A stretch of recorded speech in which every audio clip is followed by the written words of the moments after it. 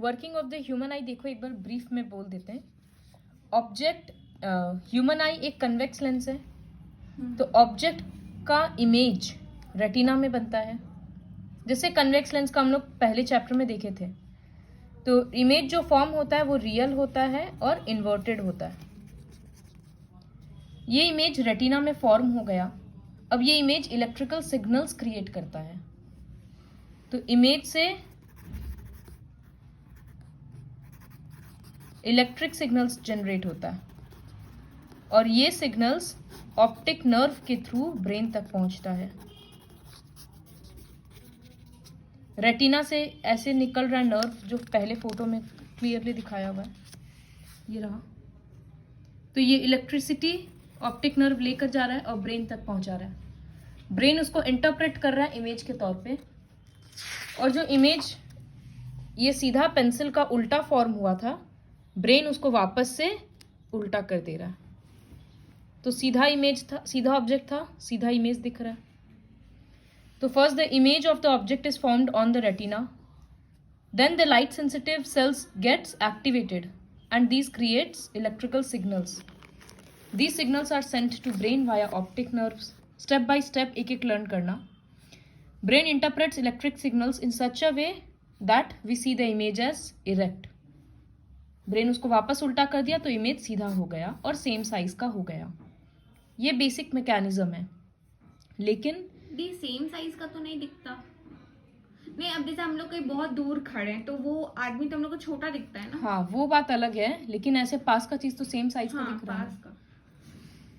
The image formed on the retina. अच्छा, अब एक इमेज बन गया रेटिना में, तो वो कितने देर तक रहेगा? वो 1/16 सेकेंड तक, मतलब 1 सेकेंड का भी 16th हिस्सा. तो 1/16 सेकेंड तक रेटिना में रहेगा. उसके बाद नया इमेज फॉर्म होगा. ऐसा नहीं है इमेज बन रहा है हट रहा है, बन रहा है हट रहा है. वो 1/16 सेकेंड के लिए रेटिना में रहता है. तो क्या होता है उससे? क्योंकि टाइम चाहिए ना कि वो इलेक्ट्रिक सिग्नल्स क्रिएट करे, ब्रेन तक जाए. तो सिग्नल्स क्रिएट वगैरह करने में टाइम तो लग रहा है, लेकिन वो टाइम बहुत कम है, ना के बराबर है. 1 सेकेंड का भी 1/16, मतलब 1 सेकेंड का भी 16th पार्ट. लेकिन इसी को परसिस्टेंस ऑफ विजन बोलते हैं. जो भी इमेज रेटिना में बनता है वो तुरंत फेड नहीं होता है, 1/16 सेकेंड तक रहता है. और it is because of this persistence of vision that when still images of a moving object are flashed on the eye. ये बेसिकली क्या है, जैसे तारे ज़मीं पर मूवी में नहीं था, वो इस तरह से कॉर्नर में ड्राइंग बनाता था और ऐसे ऐसे कर रहा था तो लग रहा था हाथ छूट रहा उसका. देखा हुआ है ना. तो वो क्या किया था, थोड़ा थोड़ा सा, जैसे पहले था कि 2 ऑब्जेक्ट का हाथ एकदम टच किया हुआ है, फिर थोड़ा सा डिस्टेंस दिखाया था, फिर थोड़ा सा डिस्टेंस दिखाया और ज्यादा. तो जब हम लोग इसको स्पीड में पार कर रहे हैं तो हम लोग को लग रहा है कि कोई एक वीडियो जैसा चल रहा है, कोई मूविंग सीन है, हाथ छूटते जा रहा है. तो ऐसे क्यों हुआ? क्योंकि एक एक इमेज 1/16 सेकेंड के लिए हम लोगों के आई में रह रहा है, फिर दूसरा इमेज आ जा रहा है, फिर दूसरा आ जा रहा है. तो वो एक कंटिन्यूटी वाला फील आ रहा है. अगर हम लोग एक फोटो देख रहे हैं, आराम से इसको देख रहे हैं 1 मिनट तक, फिर अगर चेंज कर रहे हैं तो हम लोगों को समझ में आएगा वो डिसकंटिन्यूअस है. फटाफट फटाफट अगर चेंज करते जाएंगे और ज़्यादा डिफरेंस नहीं होगा तो वो एक वीडियो के जैसा लगता है. जैसे बुक का लेटर्स भी तो वैसा लगता है ना. तो यही होता है परसिस्टेंस. ये होता क्यों है? परसिस्टेंस ऑफ विजन के कारण. तो जो वीडियोस रहता है ना, तो अगर 1 मिनट का एक वीडियो है तो एक्चुअली उसमें 1000 से ज़्यादा फोटोज है, स्टिल फोटोज है. अब वो इतना जल्दी जल्दी पार हो रहा है कि वो एक कंटिन्यूटी का फील दे रहा है. ठीक है. तो यहाँ पर यही लिखा है कि जो वीडियो वगैरह चलता है वो इतना फास्ट मूव करता है कि वो एक, मतलब वो स्टिल फोटोज इतना फास्ट मूव करता है कि वो वीडियो जैसा फील आता है. टीवी प्रोग्राम्स वगैरह सब कुछ यही है कि प्रॉपर सीक्वेंस में पर फोटो सजाया हुआ रहता है. देखो यहाँ लिखा है प्रोग्राम्स, तो वो तो प्रॉपर वीडियो ही बनाया हुआ रहता है ना. लेकिन वीडियो कैमरा कैसे रिकॉर्ड कर रहा है? ऐसे ही कर रहा है, जल्दी जल्दी जल्दी फोटो खींचते जा रहा है बस. वो कितना फोटो? 1 सेकंड में 24 फोटो. तो 1 सेकंड में 24 फोटो हम लोगों के लिए फ्रेम्स पर सेकंड. हाँ, वैसे रहता है बहुत सारे कैमरास का. FPS करके रहता है कैमराज में, फ्रेम्स पर सेकंड होता है.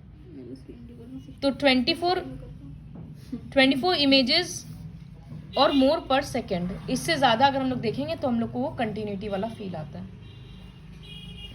ये मतलब जो भी वीडियो बनता है वो इसी तरीके से बनता है। हाँ, बस पर फोटो रहता है। रेंज ऑफ विजन, कहाँ से कहाँ तक हम लोग देख सकते हैं।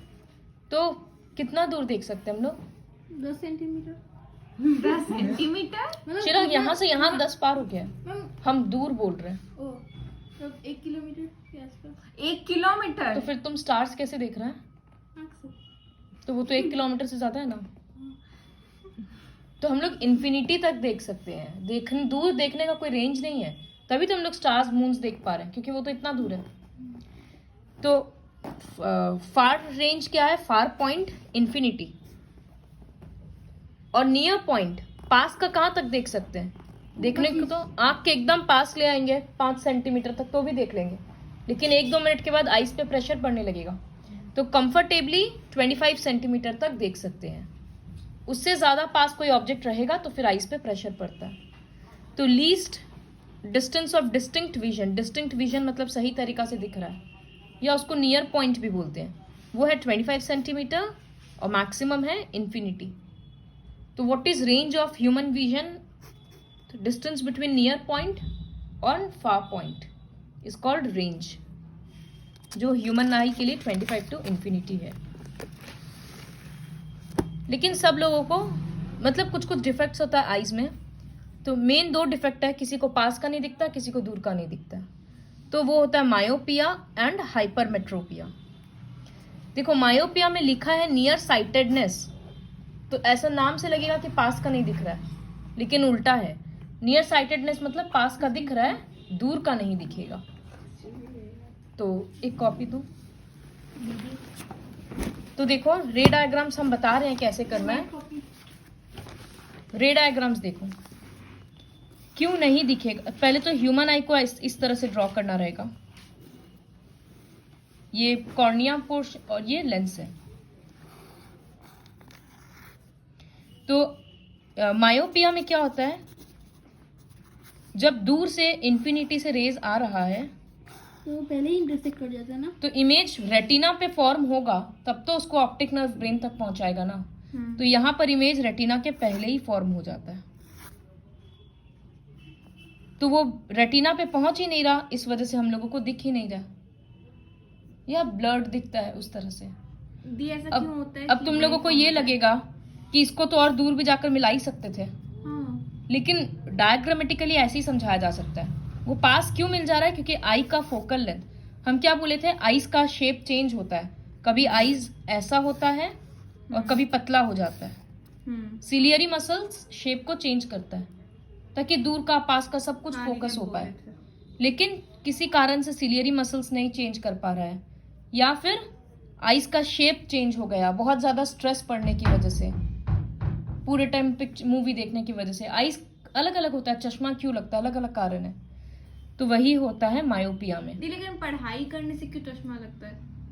क्योंकि लगातार पास का देख रहे हैं ना, तो सिलियर मसल्स वीक हो जाता है, आईज पे स्ट्रेस पड़ता है, तो वो इतना जल्दी जल्दी फोकस नहीं कर पाता है, इसलिए।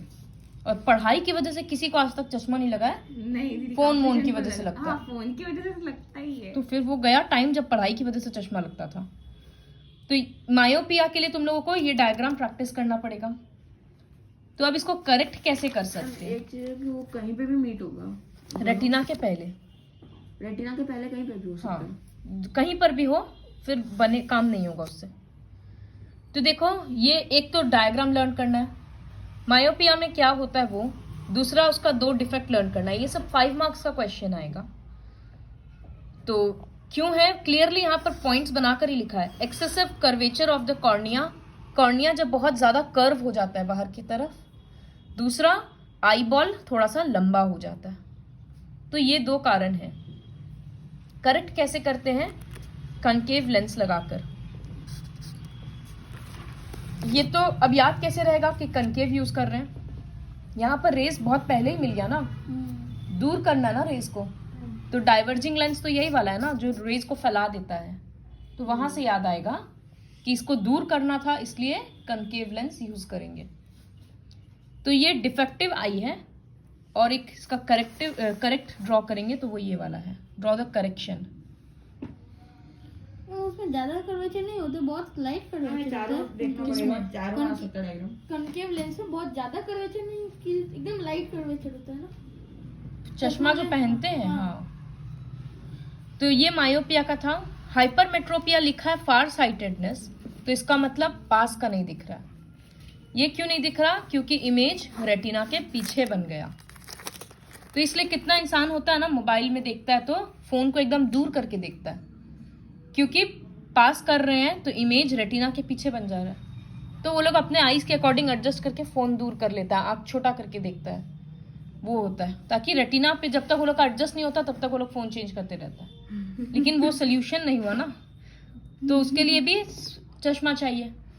तो अब इसमें क्या करना है, थोड़ा सा पास लाना है ना, तो इसलिए वो लोग कन्वेक्स लेंस यूज करता है। ठीक है, और इसका रीजन क्या है, ये रहा, फोकल लेंथ बड़ा हो जाता है या आई बॉल छोटा हो जाता है। अपोजिट है, उसमें आई बॉल लंबा हो जा रहा था, इसमें आई बॉल छोटा हो जाता है। पावर के अकॉर्डिंग तुम लोगों का है नहीं, लेकिन जिनको नेगेटिव पावर होता है वो ये होता है मायोपिया, और पॉजिटिव पावर मतलब पास का नहीं दिख रहा। तो कहाँ, तो ज्यादातर लोगों को पॉजिटिव ही रहता है। लेकिन हम तो सुने ज्यादातर को नेगेटिव। एक्चुअली हमको याद नहीं है क्या रहता है, हो सकता है, हम बोलने के बाद लगा। फिर एक थर्ड डिजीज है कैटरैक्ट। ये बेसिकली ओल्ड एज के कारण होता है कि लेंस के सामने एक ट्रांसलूसेंट पता है ना, ट्रांसपेरेंट, ट्रांसलूसेंट, ओपेक, जिससे ज्यादा लाइट पास नहीं होता, थोड़ा होता है। जिससे प्लास्टिक, व्हाइट कलर का जो प्लास्टिक होता है, थोड़ा लाइट पास करता है, थोड़ा रोकता है, बटर पेपर जैसा। तो उस तरह का एक मेम्ब्रेन फॉर्म हो जाता है, जिसकी वजह से आईज के अंदर पूरे तरीके से लाइट नहीं जा पा रहा है, तो वो उस इंसान को सब कुछ व्हाइटिश दिखता है। उसको पता कैसे चलता है, सामने तो कुछ दिखता नहीं है, व्हाइटिश दिखता है, थोड़ा तो पास होगा, धुंधला दिखेगा, व्हाइट जैसा लेयर दिखेगा, उस तरह से। तो उसको कैटरैक्ट बोलते हैं। अगर वो शुरुआत है, फिर उसको ट्रीटमेंट करवाओ, नहीं तो फिर पूरा आंख डैमेज हो जाएगा। तो ये कैटरैक्ट का वो क्या होगा डेफिनेशन? ये तो फिर Definition। आंख डैमेज हो जाता है। जो अगर कोई केयर नहीं लेगा तो यहाँ पर होगा कि cataract is a disease in which a hazy or opaque membrane forms in front of the eye lens. Mainly old age में होता है, और इसका ऑपरेशन से वो लेयर को हटाया जाता है। बहुत सिंपल सा ऑपरेशन होता है, 10 मिनट्स का। 10 मिनट्स में ऑपरेशन कैसे हो सकता है? तो आता है ऐसे जादू करके चल जाते हैं। लेजर से होता है वो ऑपरेशन, बहुत इजी ऑपरेशन है। तो ये था कैटरैक्ट। ये 3 डिजीज था आईज का। आईज का केयर कैसे ले सकते हैं, ये तुम लोगों को आता है। वॉश करना चाहिए, रेगुलर चेकअप करना चाहिए, सन की ओर डायरेक्टली नहीं देखना चाहिए, जब पढ़ रहे हो तो रूम में सफिशिएंट लाइट होना चाहिए, किसी एक चीज को बहुत देर तक नहीं देखना चाहिए, आइज पे प्रेशर पड़ता है, भले ही बुक क्यों ना हो। बैलेंस डाइट खाना चाहिए, क्योंकि आइज के लिए विटामिन ए का जरूरत है, और फ्रेश पानी से आंख को धोते रहना चाहिए कभी कभी, इस तरह से। और यहाँ पे एक चीज मेंशन नहीं किया, फोन नहीं देखना। नहीं है स्क्रीन, ये रहा कंप्यूटर स्क्रीन और टेलीविजन। फोन तो मैं मेंशन नहीं किया, आजकल कंप्यूटर टेलीविजन दिखता ही कौन है। फोन ही करता है। Know your family history. कुछ लोगों का इनहेरिट मतलब हेरिडिटी होता है, चश्मा लगना और वो सब, तो फैमिली हिस्ट्री पता होना चाहिए। इसमें से 5 पॉइंट्स लर्न करना है। कैसे लोग विजुअली चैलेंज्ड पर्सन्स, कुछ लोगों का होता है कि बाय बर्थ ही डिफेक्ट है, या किसी एक्सीडेंट के कारण हो गया, या फिर पार्शियली आधा दिखता है, मतलब कुछ दिखता है कुछ नहीं दिखता है, उस तरह का अलग अलग प्रॉब्लम होता है। उन लोगों को विजुअली चैलेंज्ड पर्सन्स बोलते हैं। क्या ऑप्शन है इसके लिए? अब तो 2 तरह का ऑप्शन है, ये कैटेगरी लर्न करना होगा, नॉन ऑप्टिकल एड्स और ऑप्टिकल एड्स।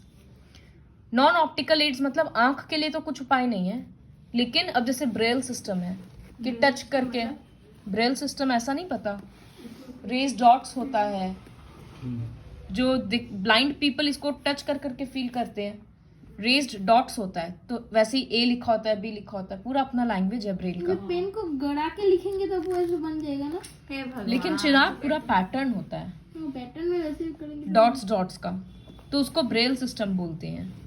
तो नॉन ऑप्टिकल एड्स में ब्रेल आ गया, नॉन ऑप्टिकल का भी देखो दो कैटेगरी है, एक टैक्चुअल एड्स जो टच कर करके इंसान समझता है जैसे ब्रेल, और एक है ऑडिटरी, सुन सुनकर जैसे रोड क्रॉस करना है अगर तो वो पूरा ऑडियो के हेल्प से वो लोग कर रहा है, या कोई भी काम करना है ऑडियो के हेल्प से कर रहा है, सुन के फील करके उसको कर रहा है, तो ऑडिटरी एड्स।